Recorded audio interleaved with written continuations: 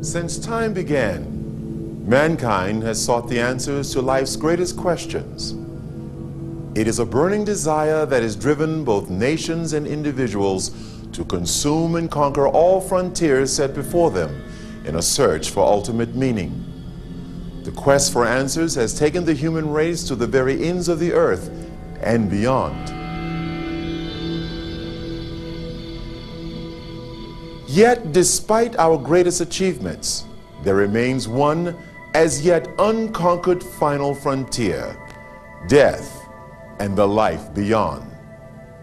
And it is this frontier that holds perhaps the true answer to all life's mysteries.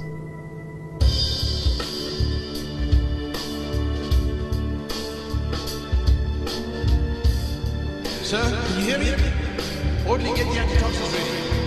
Sir, can you hear me?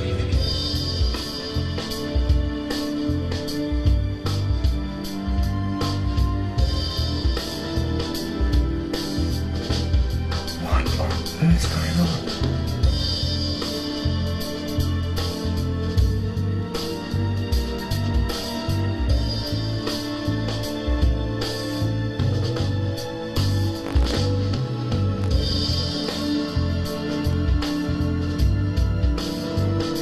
That's impossible.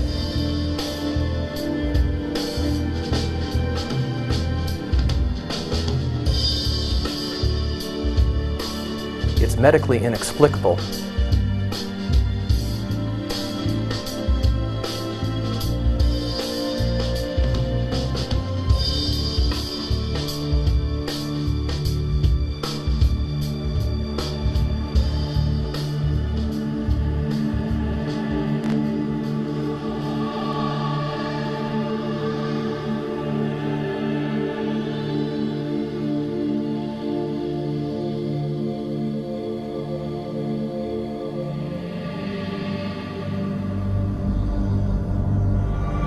Hello, I'm Ron Bailey.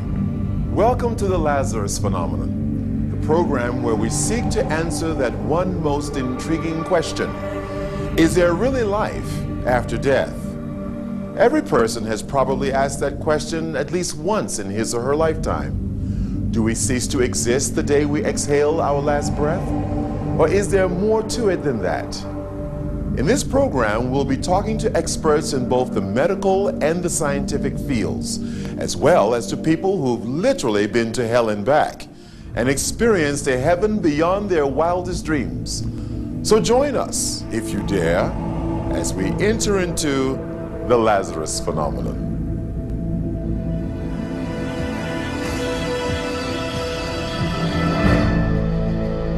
Where do we come from? Why are we here? Where are we going? Is our existence on Earth merely a product of chance, a random act of cosmic coincidence, or is there really another world beyond the seeing eye? Since earliest times, most cultures have displayed a belief in life after death. The ancient Egyptians believed that when they died, they too would make a journey to another world, where they would lead a new life. They consequently paid vast amounts of money to have their bodies properly preserved, as they believed they would undergo various tests on the other side. Similar beliefs can be traced back to the great civilizations of Greece and Rome, and various cultures as far afield as the Mayans and Incas of South and Central America, the Khoisan of Southern Africa, and the Aboriginal peoples of Australia. In later times, particularly in the Middle Ages, life was dominated by a fear of demons and the terror of damnation. Throughout the ages, poets and writers voiced their own interpretations of the teachings of Jesus and what the biblical authors had written of heaven and hell. One particular story, related by Jesus himself, was of the rich man and Lazarus. There was a certain rich man clothed in purple and fine linen. And there was a beggar named Lazarus, who laid at his gate full of sores, and desired it so to be fed with the crumbs which fell from the rich man's table.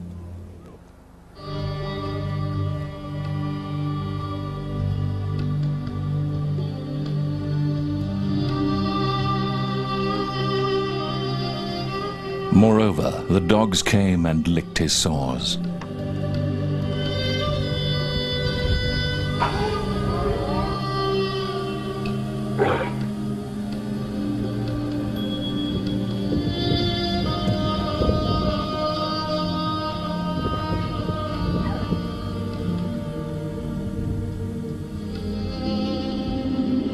And so it was that the beggar died, and was carried by the angels unto Abraham's bosom.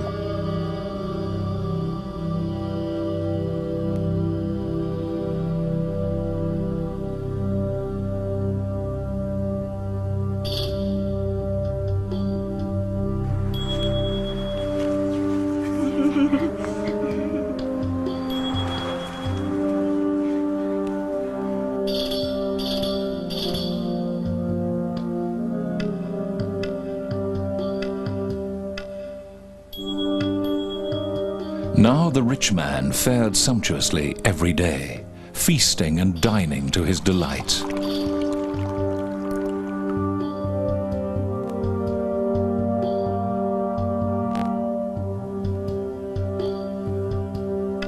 But it came to pass that he too died, and awoke in Hades.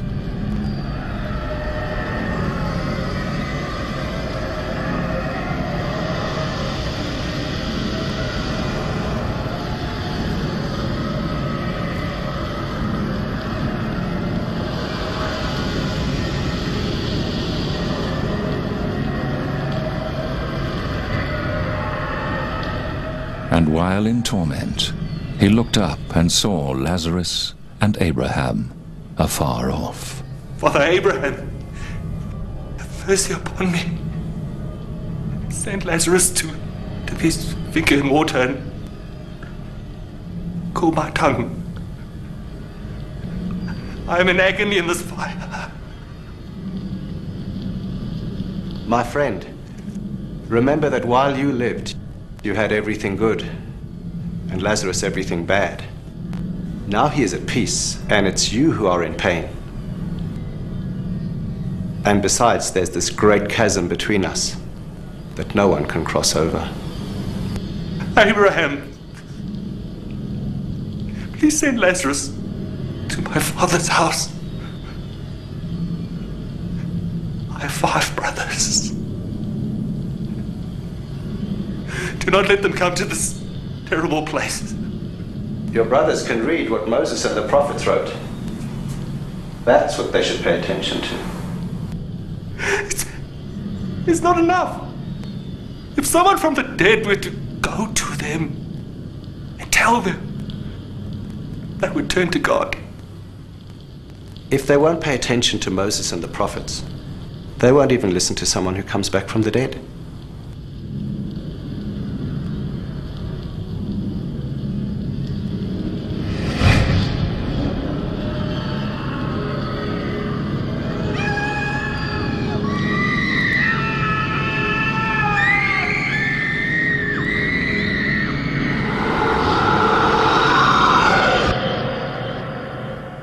But is this belief, this seemingly universal human instinct, merely the product of superstition and religious doctrines?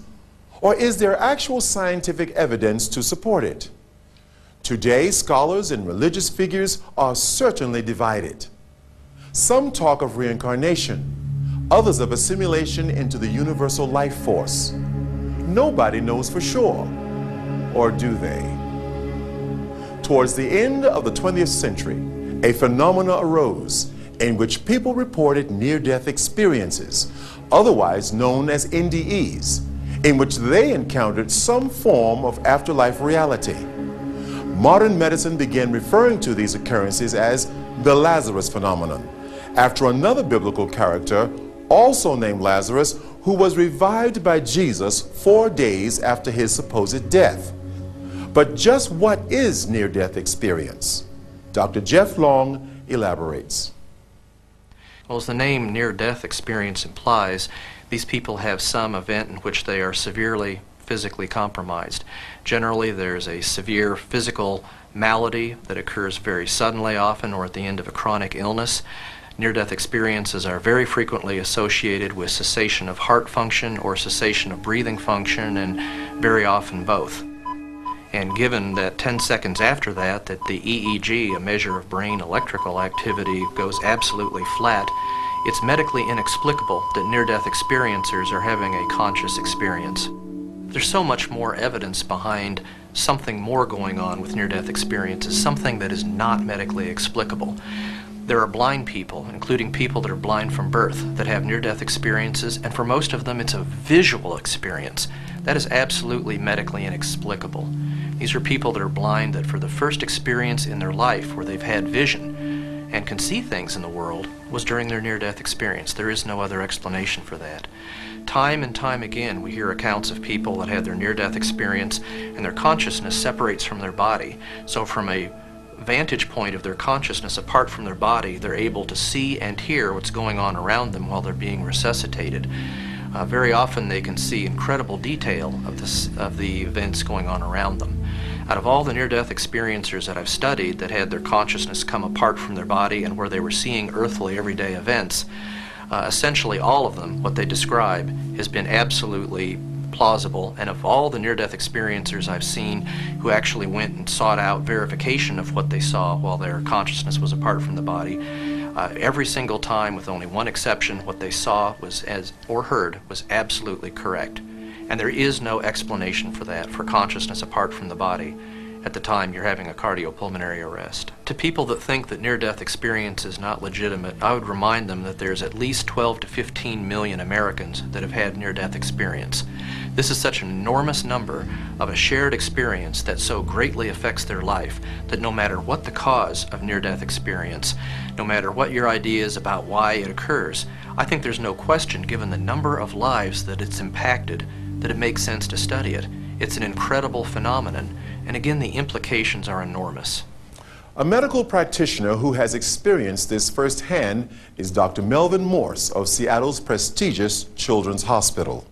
The near-death experience is, in fact, the dying experience. We will all have this experience when we die.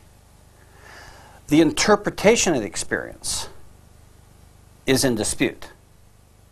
Nevertheless, it's a scientific fact, not a belief system, that we will have this experience when we die. There have been 3 major scientific studies of near-death experiences in the last 15 years.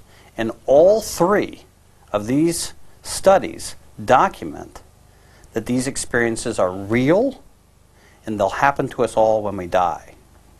So the old ideas that these experiences are caused by a lack of oxygen to the brain, or are hallucinations caused by chaos in the brain at the point of death, are caused by the drugs that are given to patients that we resuscitate when we're dying, those ideas were, of course, respectable scientific theories, but turned out to not be true.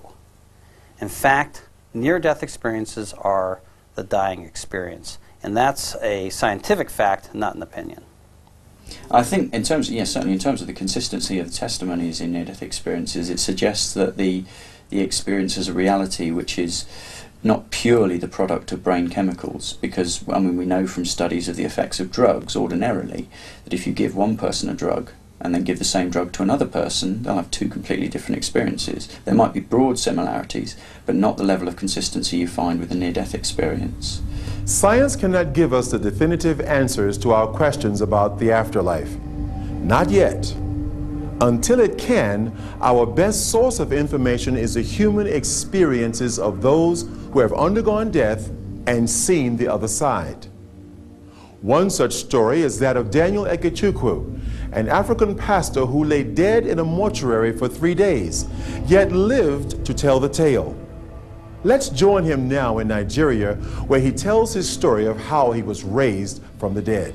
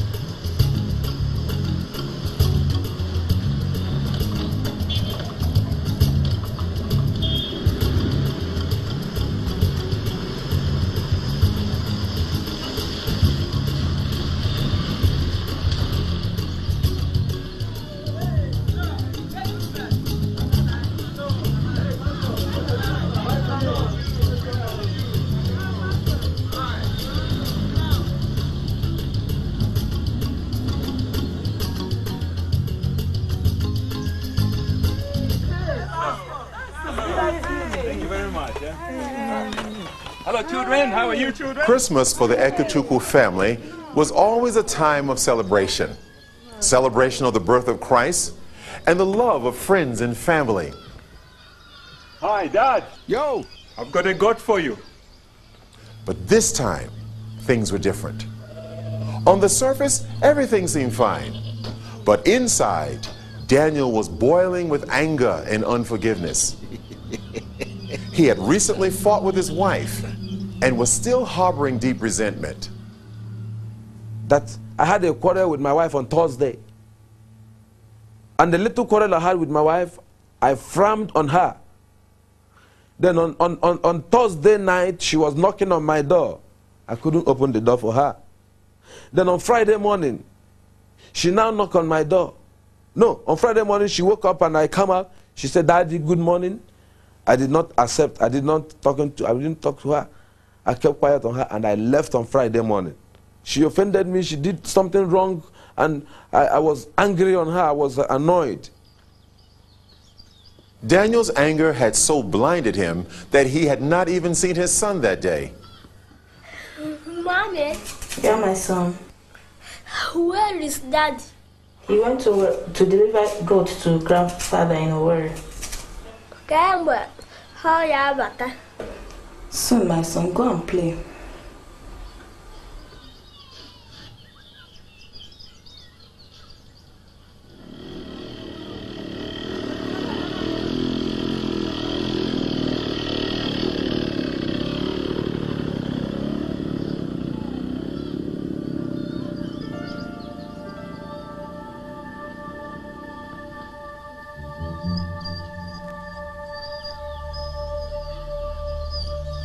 Daniel's thoughts that day were somewhat distracted, almost as if his mind were somewhere else. When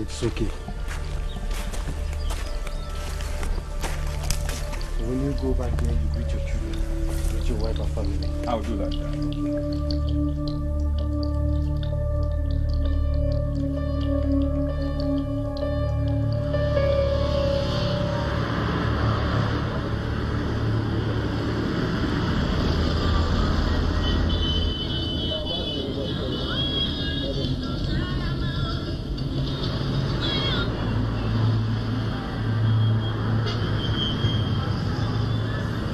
As the sun started dipping down, Daniel began to speed up, wanting to get home. He was still very angry.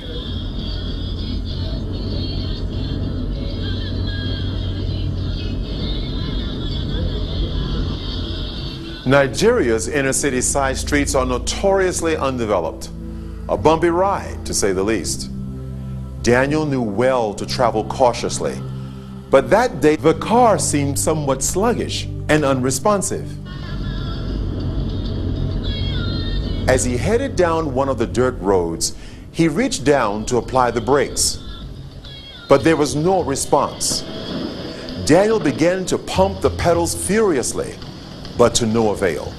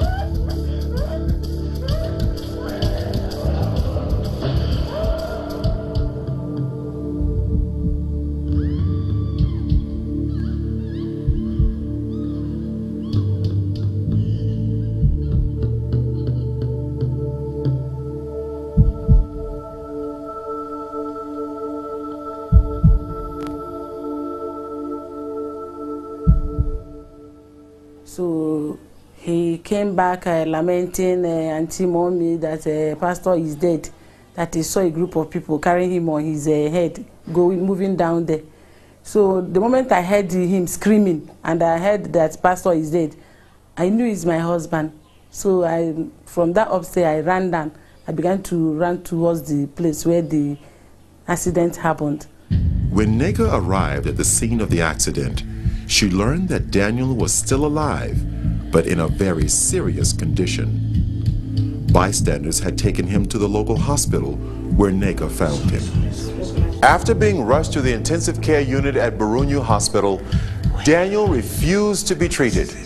Instead, he insisted that he be taken to his family doctor, all the way out in Owerri. I must go to Dr. Mizranke. He's our family doctor at Owerri. Family doctor? It's what my husband wants. The hospital surgeon told Daniel's wife in no uncertain terms that he was in no state to travel, given the extent of his injuries. In the head. He's concussed. He's confused now. And he's in no position to decide what's best for him. But despite the surgeon's pleas, Nega was adamant. It's what my husband wants. If he lives now, I'm afraid he will die. And I'm certain of that. Then they discharged us that night. They said I should sign that I'm taking him on my own risk. Then I had to do it. So we took him to his private doctor at Owerri. On our way to that place, he called me that I should take care of the church and the ministry and the children. Take care of the children and the ministry. Shh. Don't try to talk. I have put your house. Please don't talk. Some are called early and more. When the ambulance that took me from the hospital and my wife, they were on a high speed rushing me to another better hospital. So suddenly I had some feelings, and for me to look up, I saw two angels. When Daniel saw the two angels, he wanted to let his wife know, but the angel indicated that he should keep silent. Immediately, Daniel's power of speech was taken from him. Nega began to cry, fearing that Daniel would die. The angels took Daniel by his shoulders and lifted him out of the ambulance. Suddenly, Daniel found himself in another place with one of the angels. Daniel, I have a lot to show you. As he looked out, Daniel saw a place where a multitude of people gathered, and their appearance was like that of the angels. Their color was pure white, and their bodies seemed to glow with radiance. Because of their similar appearance, Daniel thought he was seeing a gathering of the angels.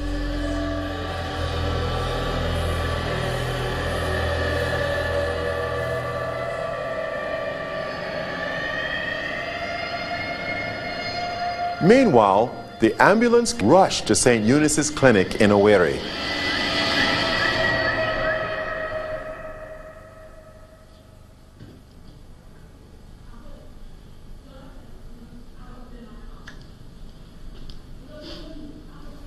Neka and a friend of the family waited with bated breath as Dr. Jose Anibunwa examine the patient.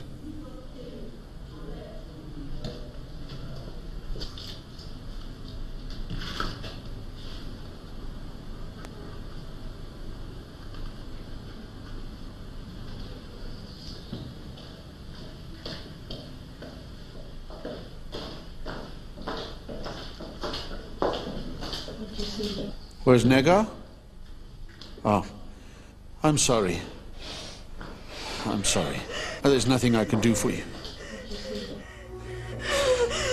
I'm sorry.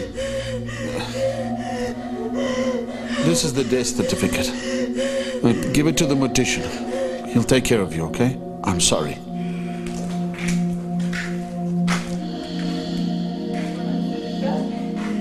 Then that place, the doctor came and they checked him. After checking him, he discovered that he's dead. That no respiratory organ, that everything is seized, that we should go away or we should deposit him in his own mortuary. Then to me, I disbelieved him. I said, no, that my husband is not dead. He cannot leave me and go like that. This is not the gathering of the angels, Daniel. This is the gathering of the saints.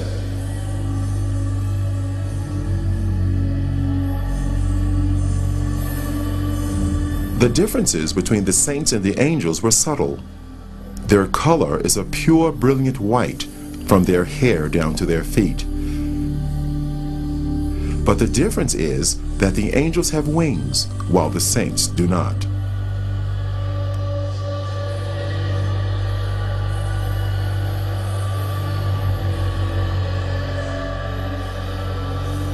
The saints were worshiping God. They worshiped God with one voice and raised their hands as they were singing.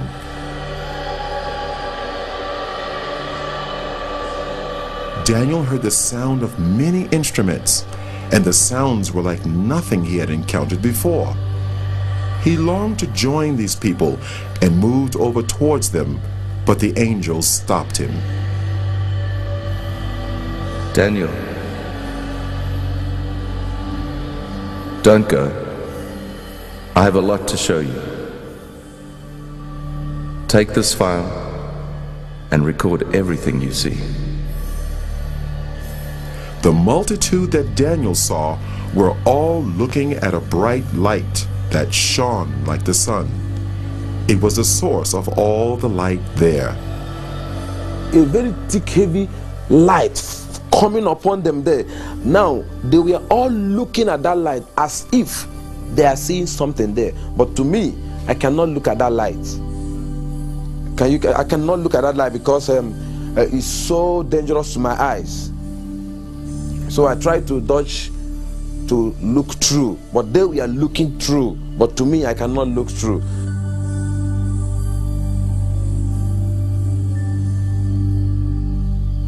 Daniel's body was taken to the mortuary where Burlington Manu, the local mortician, arranged the burial. So we'll start the embalming procedures. I will need 1,000 naira. Then you get me the gloves, his dresses, and you get the coffin ready. Then you give me 2 days interval before you come for the collection. Is that all right by you? It was on the 30th of November, 2002. That was the day they brought one Reverend Daniel Eke, who died on accident case. That was the day. Brought by the father known as Mr. Lawrence Eke Ihuba. Then after the treatment, I gave some injections, some meals, about, this is 5 mil syringe. I gave about 6 syringes to the fingers and the toes to treat before the embalmment.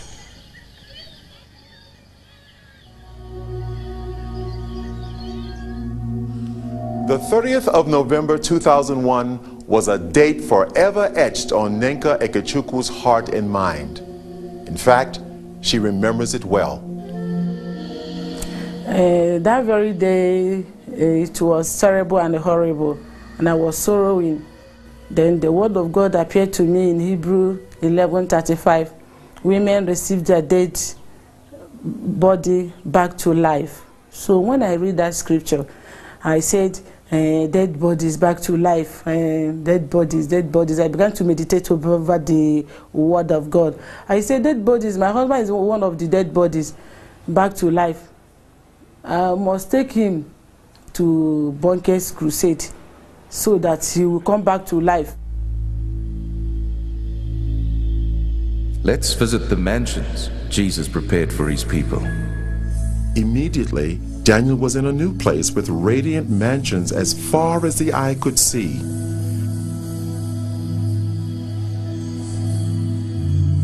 It was incomparable to anything he knew on earth.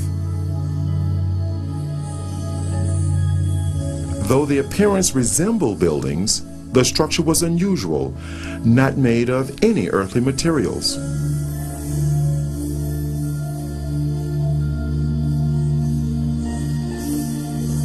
They seemed to be alive, moving. Daniel, Jesus has finished his work. The mansions are ready, but the saints are not ready. There was a sound of beautiful singing and worship, and it seemed to come from all around.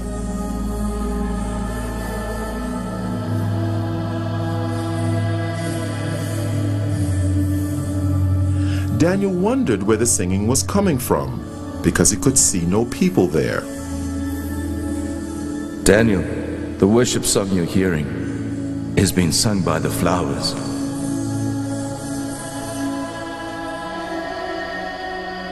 As he looked, Daniel saw the flowers swaying in response to the music.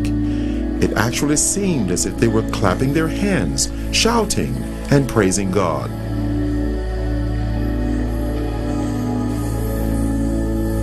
They are waiting for the saints.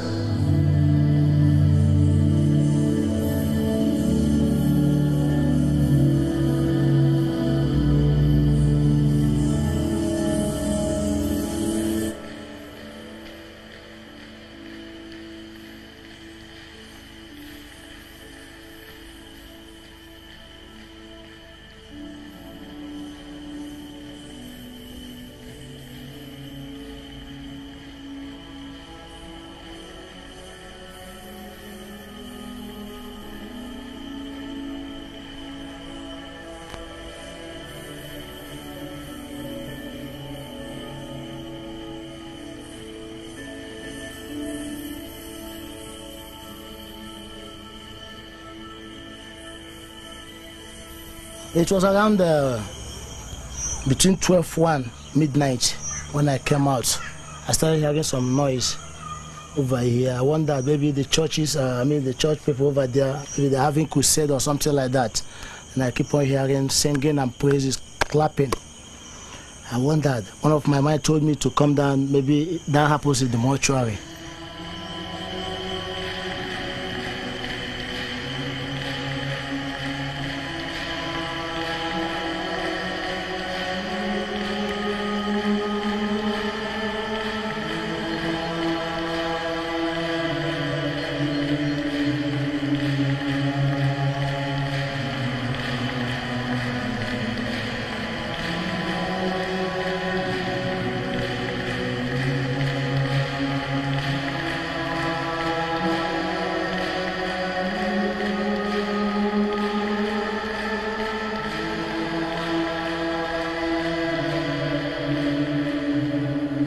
We are now going to visit hell.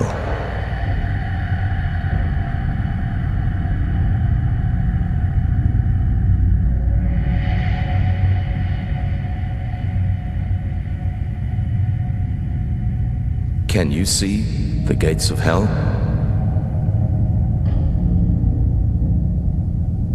The angel raised his hand, and as he brought it down, the gates ripped open with a great noise. Daniel could hear the crying and wailing of many people, but he could not see any of them.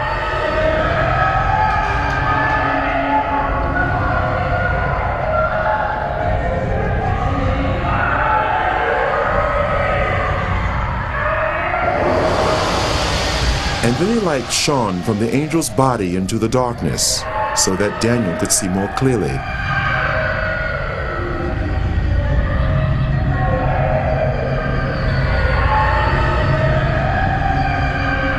There were many people there, but unlike the souls in heaven, the appearance of these people was as it had been on earth. They were from every race, culture, and nationality. Every person seemed trapped in their own personal torment, a torment which would go on for eternity, and they could not communicate with others. The sounds of crying and wailing were almost deafening.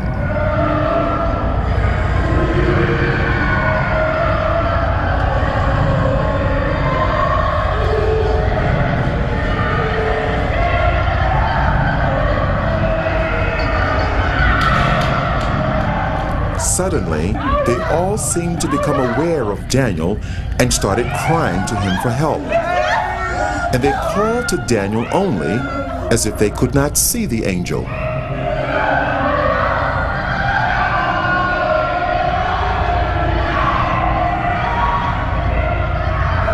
Please help! I'm a pastor. I stole money from the church and I lied. Help me, please. I'm ready to repay.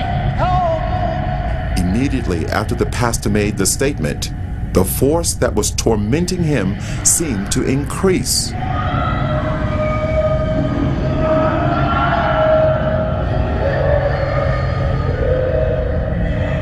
The people had flesh, but no blood, and they almost seemed to be on fire, although no flames could be seen.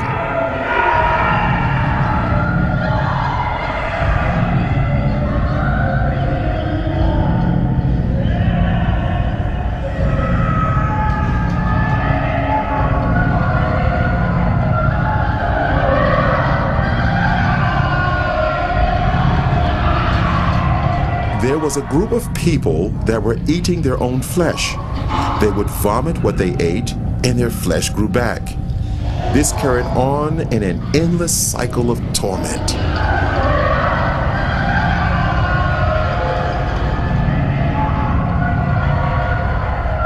Those people you see eating themselves, they practiced witchcraft while they were on earth. They specialized in eating human flesh, and now they'll eat themselves forever. They are reaping what they sowed. That place is not good for any human being created by God to go. And God did not make that place for human being. He made that place for the devil and his agents. But stubborn human beings who will disobey God like the devil will also go there. God have no mind to put any human being in hell. It's a dangerous and a deadly place he made for the devil and his people. What was to follow was an earth-shattering statement by the angel. Daniel couldn't have imagined in his wildest dreams that he would hear the judgment. Daniel, if the book of your life was to be closed today, this would be your portion. No. I'm a pastor. I'm a child of God. I'm born again.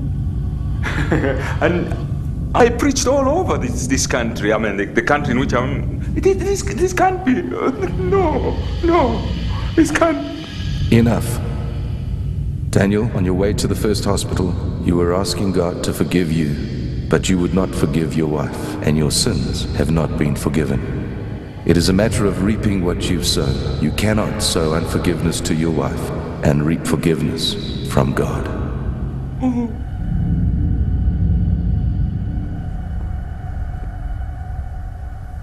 And immediately he made that statement, my spirit convinced me that what the angel told me or the judgment on me is true. I didn't say no, because I remembered that I had a quarrel with my wife on Thursday. And the little quarrel I had with my wife, I frowned on her. Then on Thursday night, she was knocking on my door. I couldn't open the door for her. Then on Friday morning, she now knocked on my door. No, on Friday morning, she woke up and I come out. She said, Daddy, good morning. I did not accept. I didn't talk to her. I kept quiet on her and I left on Friday morning. Are you getting what I'm saying now? Because my wife provoked me. She offended me. She did something wrong. And I was angry on her. I was annoyed. So I didn't accept her greet. I left on Friday. On my way coming back, I had the accident and died. So now the angel told me that my wife offended me and I did not forgive my wife. And I come to God and ask God to forgive me, that I am not forgiven, that this place should be my portion. I now cry. I did not say no. I did not reject the judgment. The judgment was true to me because I know in my heart I was angry with my wife. I was thinking of what to do on her. I was thinking of, my wife slapped me. My wife slapped me. What am I going to do to her? What am I going to do? I was thinking of what to do. So in my heart, I was annoyed. And I believe God was judging my heart. So he said to me that I didn't forgive my wife, that I'm not forgiving. So while I was crying, shouting and shouting, I was not crying that I was only saying, you see how I destroy my soul? Look at how I destroy my soul. While I was shouting and crying, I was afraid. Tears was all over me. I was panicking because that place is not good for anyone. And the way everything was looking, nothing, if God went to put me inside hell, nothing will prevent him. Because while we were discussing, some group of people, thousands of people, we are being sent into hell.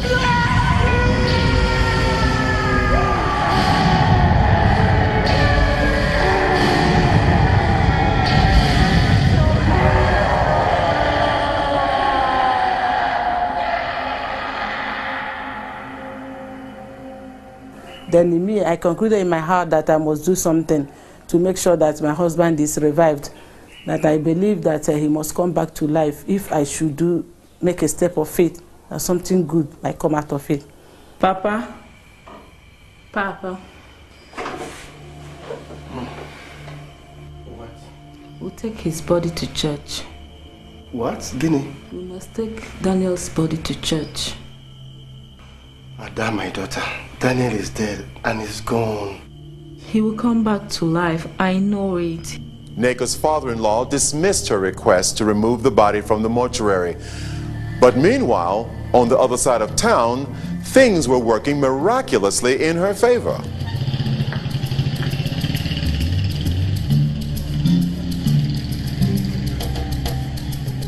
As early as 5:30 to 6, I left my house with the address, tracing the dad, reaching Amimo Ikeduru. Then when I asked of the man, the man, Mr. Lawrence Eke Ihuba, then they directed me to him and I told him to come and remove the corpse that they brought inside my mortuary. They claimed that he died on accident case because during that time he was bleeding. Yeah. Then I asked them to come and remove the body. I saw some kind of signs. I don't know what is wrong with the corpse. I don't want anything to hurt me because this job is a tedious job. It's a dangerous job.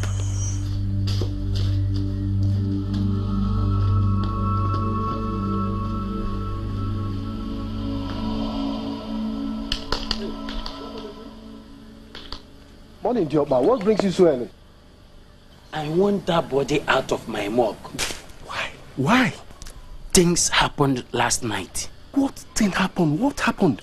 Sounds of music coming from his room. Oh, calm down. The music may have come from the village. They were villagers marrying. What does that got to do with the dead? Not that. What exactly? This is no dream. There were music coming from his room. But tell me, were you drinking last night or what? I didn't drink anything. I mean every bit of it. And we took him from the mortuary. We dressed him up and put him inside the casket. Then we took off from Owerri. Then we continued coming down to Onitsha. His glorious cathedral, Grace of God Mission, Anambra State. That was Aguleri, Umuleri Road, where Reverend Rehad Bonke serving crusade. That let Rehad Bonke pray for him that he will raise again. I started laughing. So this comes and say, yes, okay, give me the tally. she went aboard the tally and cleared their bill. Then we dressed the body. When I dressed the corpse, I called on my assistant to join me. They hired an ambulance. They went and bought a coffin, the white coffin inside the rope there. I said, okay, I'll go with 2 people. Let me witness. Maybe it is the power of God or anything that happens, I will know. So when we arrived there with our siren, there was tension all over. Security people came, both the church security, the one they signed from local government, even from federal government, even the one that came with bunker. Some of them, they thought that we evil people that came to bomb bunker the first time. They were pushing me left, right, and center. Then I was withstanding their pushing and their torment. They were abusing me and calling me all sorts of names.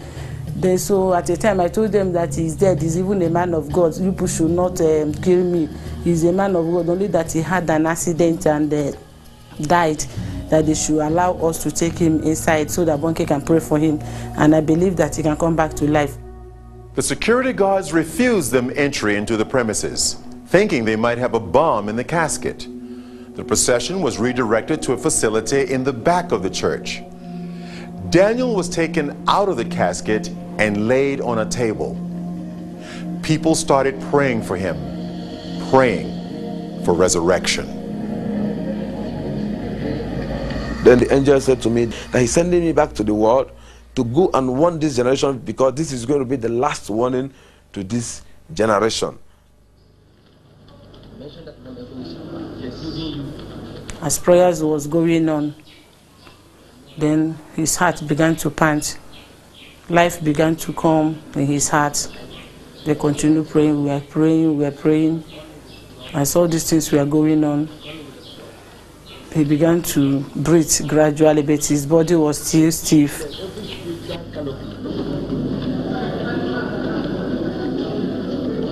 I saw myself being held of a lot of people. Oh, I was naked, I was wearing only trousers, they pulled all my dress. I saw a crowd of people, more than 20,000 people. I looked my left, right, everywhere. People were shouting, crying everywhere. Some was praising God, some was crying, I was looking around, I couldn't understand what was happening. Because to me, I was falling down and I fell into pit. And to me, when I opened my eyes, I saw all hands was grabbing me. They said to me that I jumped up.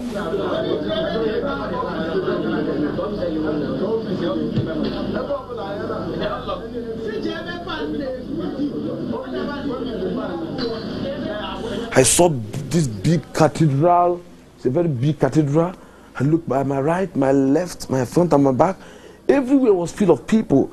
Some people were shouting, some were saying coffin, some say mortuary, some say 3 days. I couldn't understand what was happening because my experience there is not more than 15 minutes. So I don't know what they call about 3 days. To me, there was no night, there was no day. It was only that moment I was into.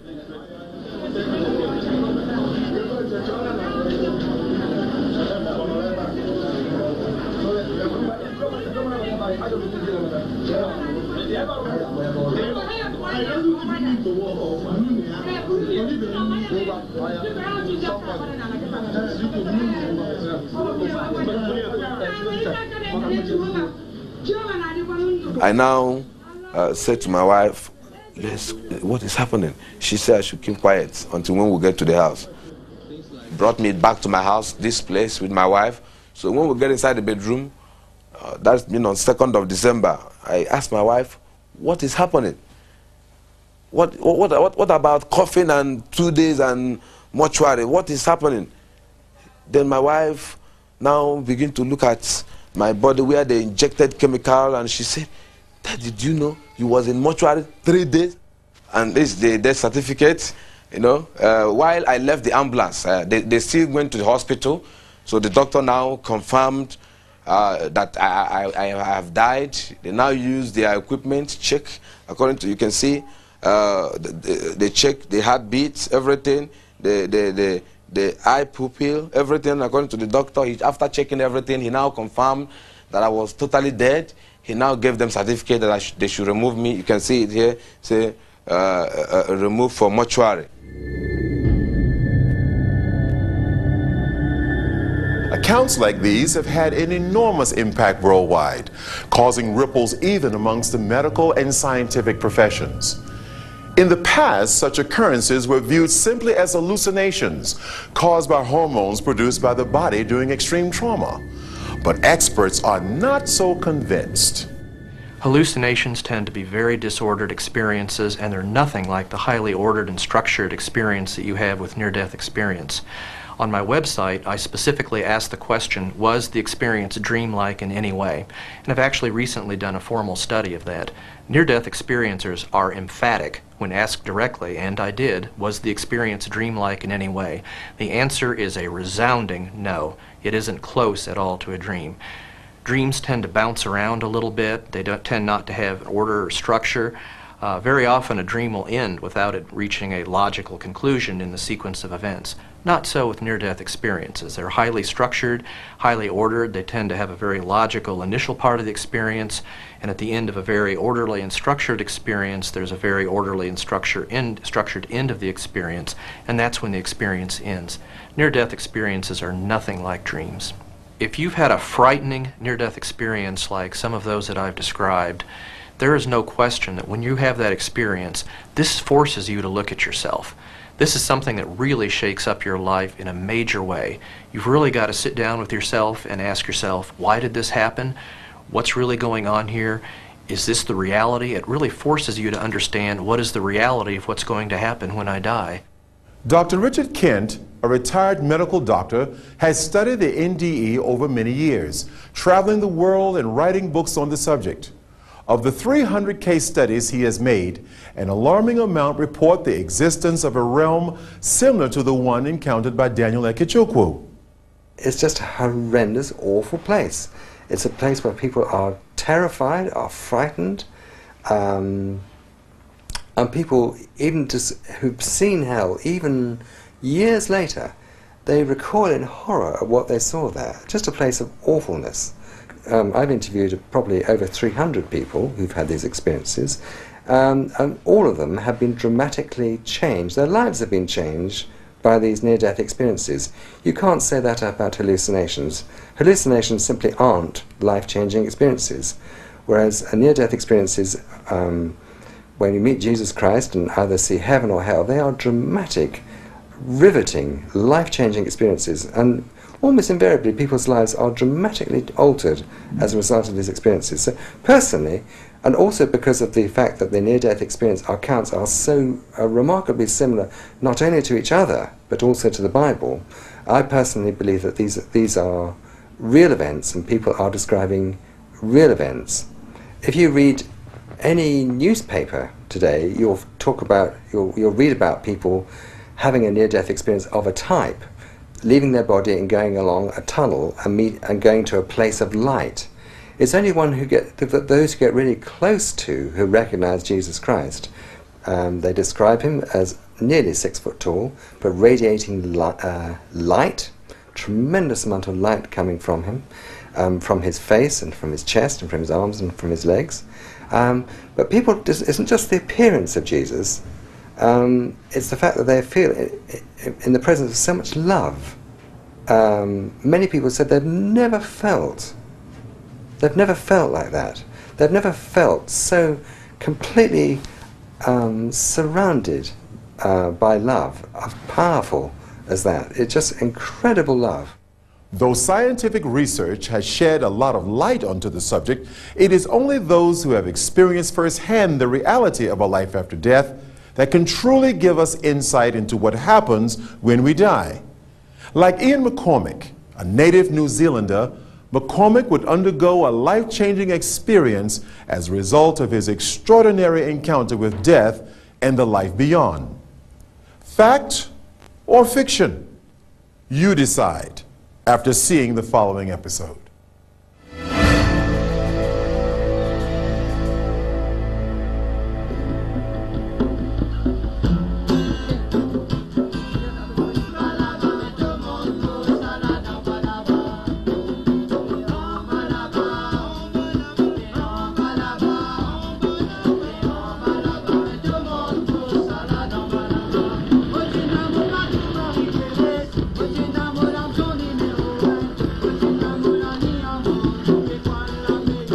I think about in the late 70s, I saw a movie called Endless Summer.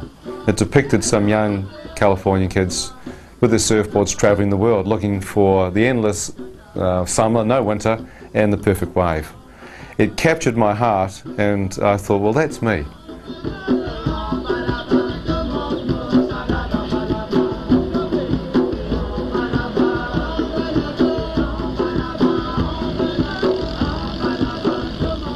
Travelled for 2 years through Australia, Southeast Asia, Bali, Sri Lanka, Malaysia, and ended up sailing down to a small island called Mauritius.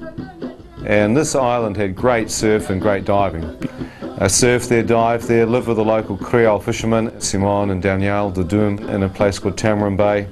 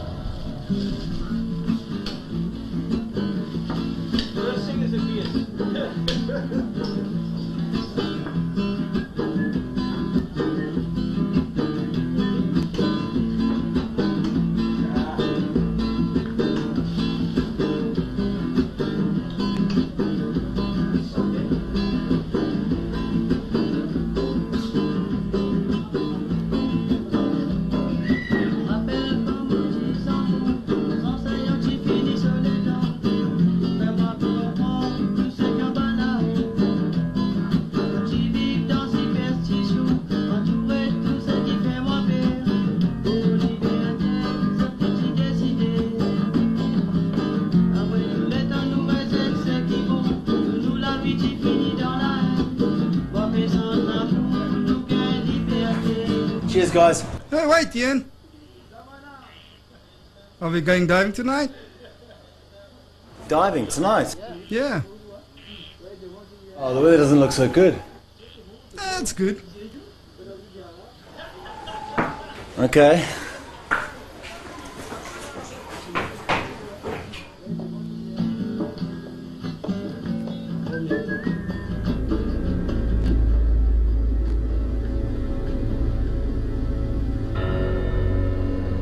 As we rode down there, you could see the fluorescence in the water. You know, you lift the water up and the fluorescence just sparkling. Beautiful night.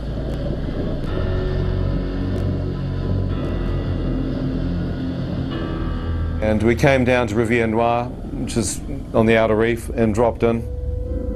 And we started getting crayfish.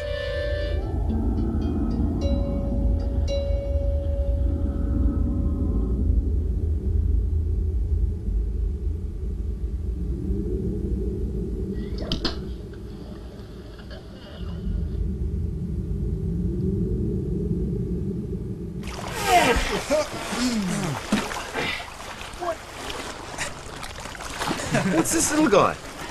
If this is the best you can do, I'm going back to New Zealand. Hey! Hey, don't make this, man. You feel? We'll wake up the shark. No worries, mate.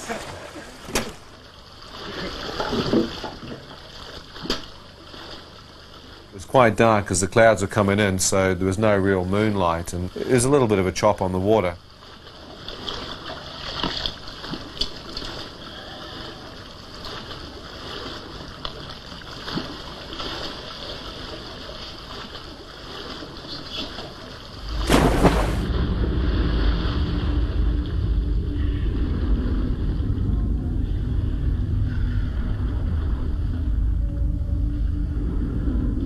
While I was diving on the island, they taught me to night dive.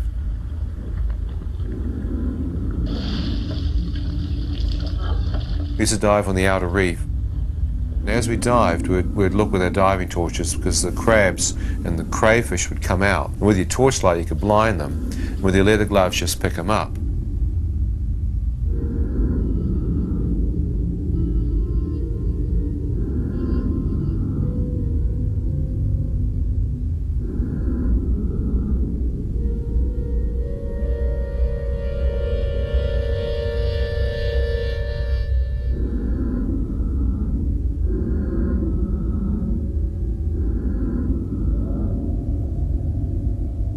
So I looked around the water and started making out these jellyfish, box-shaped, finger-like tentacles. I thought, well, is that a jellyfish? Yeah, it must be. So I reached out, and sure enough, it was a jelly. As I swam through, I had no idea that I'd just reached out and grabbed potentially the deadliest, some say the second deadliest creature known to man, a box jellyfish, obviously, because it's box-shaped. But it's transparent, bell-shaped with like a cube underneath the bell with finger-like tentacles coming out. I actually thought it was like a transparent cuttlefish, or it was a very unusual looking jellyfish.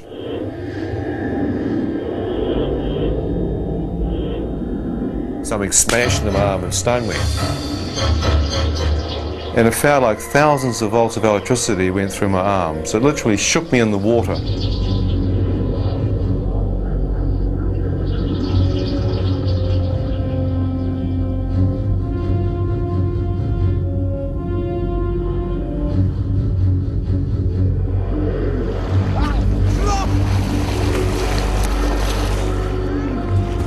As I swam towards them, I started getting stung by more.